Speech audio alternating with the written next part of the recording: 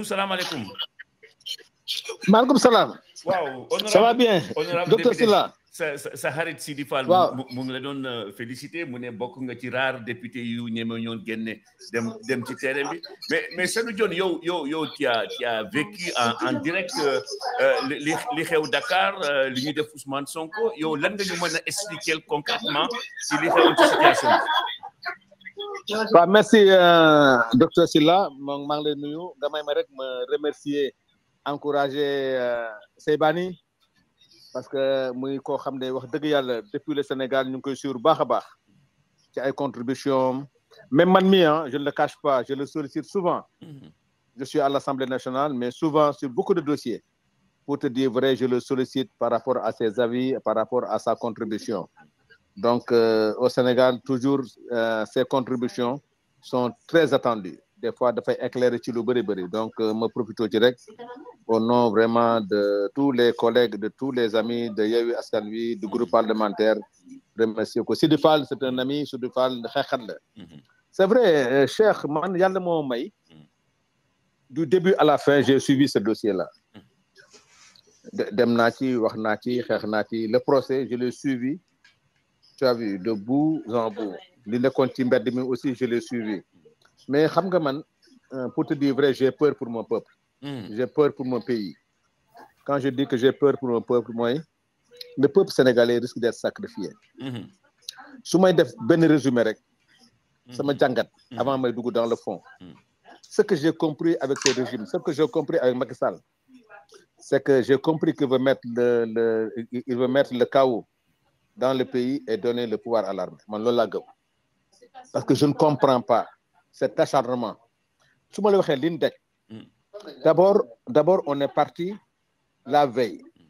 La veille on est parti chez Sonko pour aller rendre visite à Sonko parce que on a entendu que sa maison est barricadée. Mais en tant que parlementaire, je n'aurais jamais imaginé dans ma vie que dans ce pays on peut interdire à un député de circuler. Quand on est venu, tu as vu, d'abord, Guy Marius Sagna moo ñu jiitu ak docteur Diallo ak ils étaient 3 plus benn journaliste, ils étaient 4 personnes. Pour dem kër Sonko, la première réaction mooy c'est de le tirer les fusils de grenade là tiré ko ci tànk xam nga donc ça parce que grenade boo ko tiré ci kaw ngay tiré. Mais viser nit tiré ko mu daanu. Tout le monde a vu l'image Guy Marius di dox dem. La femme Rama Bodian ñëw di ko jàppale. Jigéen ñëw di ko jàpp ñu dóoraat ko grenade ci tànk. Xam nga loolu ñun quand on est venu man la vice-présidente de l'Assemblée nationale Fatou Gueye ak le député Malick Kébé on était 3. On est venu ñëw nuyu correctement man maa wàcc nuyu correctement le policier ne ko je me suis présenté ne ko c'est le député Sanu Dione on voudrait aller voir le président Sonko. Tu sais qu'est-ce qu'il m'a dit? Dégage. Le premier mot dégage. Dégage. ma ne ko mais wax xoolal il était prêt encore à armer ma xam ne ñii def nangam.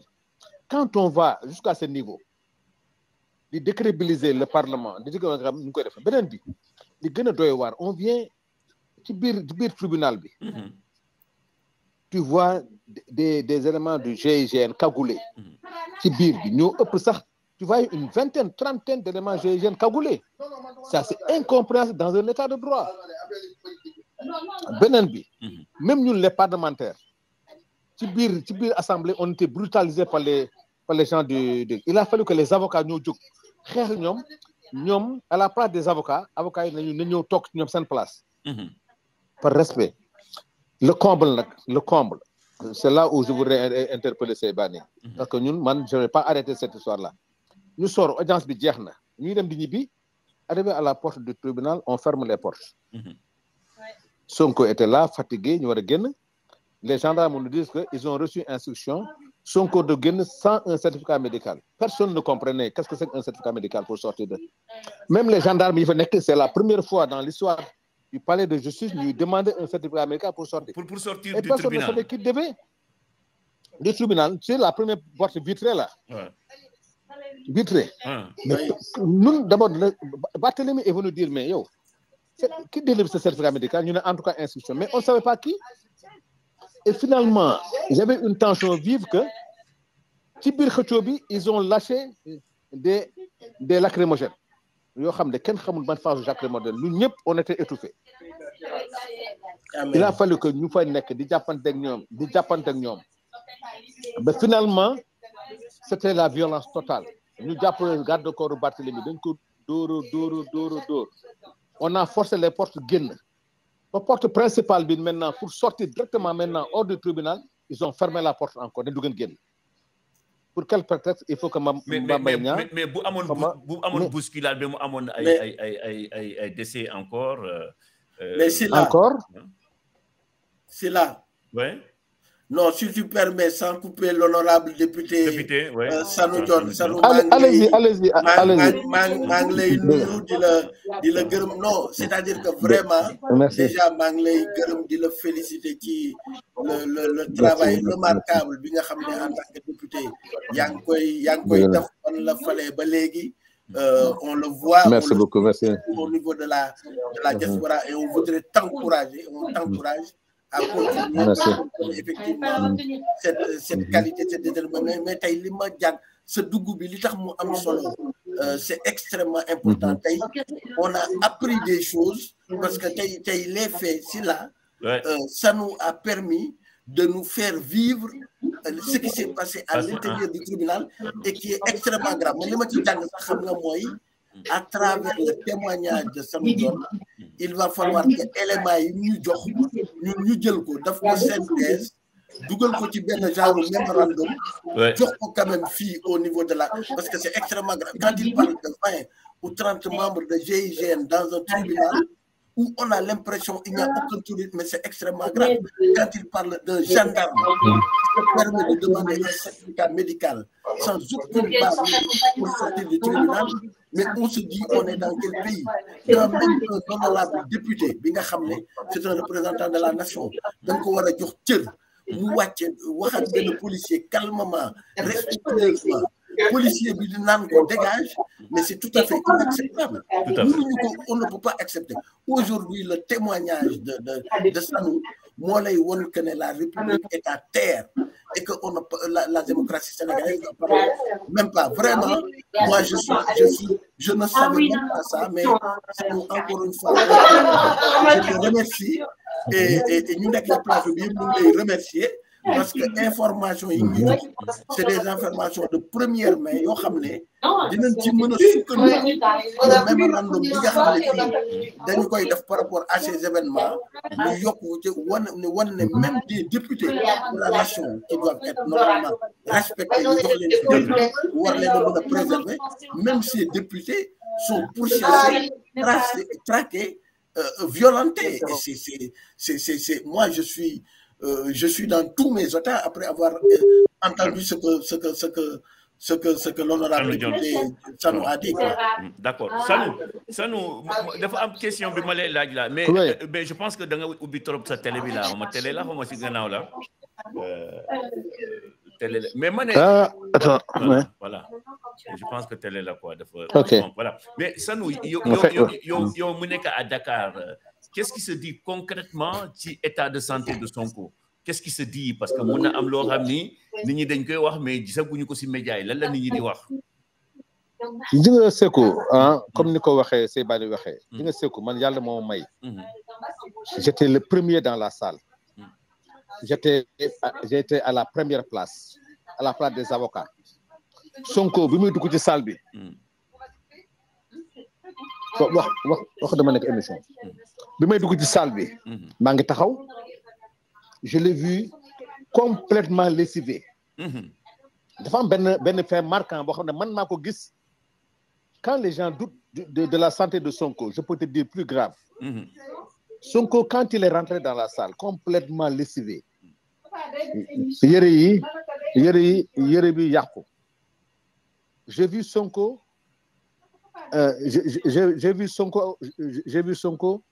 arrêté toog. Tu sentais très bien qu'il est fatigué. Je l'ai vu faire appeler Abbas Fall. mu Abbas Fall sëgg ci Abbas wax je sentais mais am na benn moment quand le président est venu à demander à Sonko à Mbaye Niang ñu ñëw j'ai vu que Sonko ne pouvait pas se lever mais j'ai vu maître Bamba mu sëgg ci moom Bamba Cissé je sais que Sonko ne pouvait pas se lever parce que man moom rek la bàyyi woon xel Bamba Cissé a insisté pour mu jóg xam naa ne c'est pour éviter ñu ne bañ fa jóg mais j'ai vu que bi muy jóg il s'est levé avec beaucoup de peine donc mu nekkoon ci benn état mental psychologique bu metti après bi mu toogaatee il a fait rappeler Abbas ma xam ne Abbas ndox lay ut donc j'ai vu que le gars il était complètement atteint mais xam nga un homme fort un Sonko il n'a pas voulu montrer ses faiblesses mais xamoon naa ne foofu il était atteint foofu ñun ñëpp on s'est concentré sur Maître Clédor parce que boobu Maître Clédor moom on savait que ne sonn na ñu ngi ko téye mais dafa ñu attention mais man je mettais beaucoup de l'accent sur Sonko donc deuxièmement gis nga le produit là dont on parle man ci laa décidé demain parce que on a convoqué le groupe parlementaire extraordinaire demain foofu laay solliciter vraiment le concours de Seybane et autres parce que moi dans mon esprit il faut une commission d'enquête qu'on sache qu'est-ce qu'il y avait dans ce véhicule là bi ñu ko dugal le produit là c'est quoi et les analyses du jëm ci il faut qu'on aille jusqu'au fond de ce dossier là moo tax loolu man waruñu ko bàyyi mais je te dis que connaissant Ousmane Sonko qui ne triche pas il est vraiment atteint man démb ba 22h maa nga woon clinique mais sérieusement ku génn boo génn li ngay wax mooy le gars il est atteint mais comme c'est un homme fort defe naa ne c'est quelque chose qu'on doit prendre au sérieux et que li ci gën a mën a jàpp ni ko Seybane wax le combat c'est au niveau de la diaspora xam nga Sénégal amuñu moyen bi deuxièmement l'État fait tout pour tout bloquer donc tout ce qu'on va faire c'est un combat international que ce dossier-là soit pris au niveau de la diaspora fexe ba analyse yi ñi war a def yëpp qu'on fasse ça au niveau de la France et autres quoi mais c'est un combat qu'il faut internationaliser et que je pense que c'est là où c'est mais attendons-nous au pire surtout man ce dont j'ai peur c'est Maître Clédor qui avec son âge avancé vraiment pose problème mais Sonko tu as vu na ñaan yàlla rek dara bañ am quoi loolu daal noonu c'est un État qui est capable de pour une dernière question est-ce que aujourd'hui yow da ngay waxtaan ak nit ñi nga xam ni les gens comme ni ñu ko waxee ils sont prêts quand même à tout foutre en l'air bu ma ko mënee wax noonu excusez-moi du terme mais parce que situation bi fi mu toll moo tax ñu mën a wax noonu. kii nu mu tudd docteur.